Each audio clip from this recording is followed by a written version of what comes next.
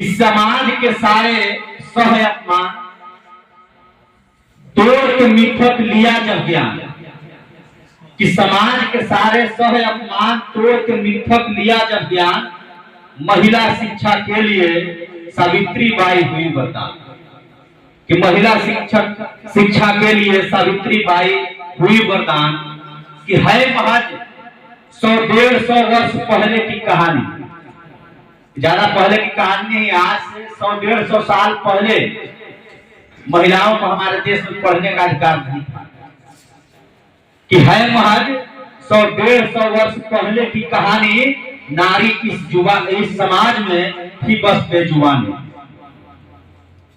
उनका जुबान बाहर नहीं आने दिया जाता था। कि है महज 100-150 वर्ष पहले की कहानी, नारी समाज में थी बस बेजुबानी, पुरुषों की अधीनता को धर्म समझकर बैठी थी। कि पुरुषों की अधीनता को धर्म समझकर बैठी थी, पुरुषों की सेवा ही अपना कर्म समझकर बैठी थी।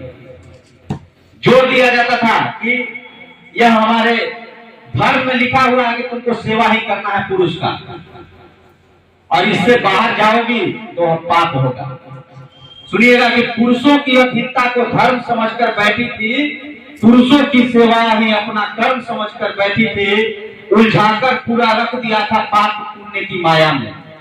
सबको उलझा दिया गया था कि पाप हो जाएगा, पुण्य यही है कि पति का सेवा करना है, पुरुष का सेवा करना है। कि उलझाकर पूरा रख दिया था पाप पुण्य की माया में। रहना है इस धरती पर तो रहो पुरुष की छाया में।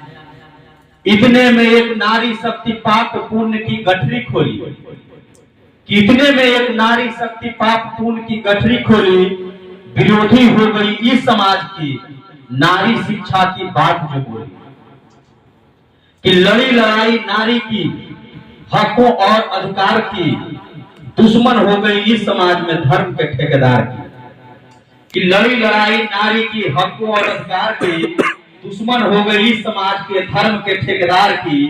अंग्रेजों का दलाल कह बदनाम का धंधा करते थे लोग, उनको बदनाम करता था कि अंग्रेज का ये दलाल है, शिक्षा दे रही है।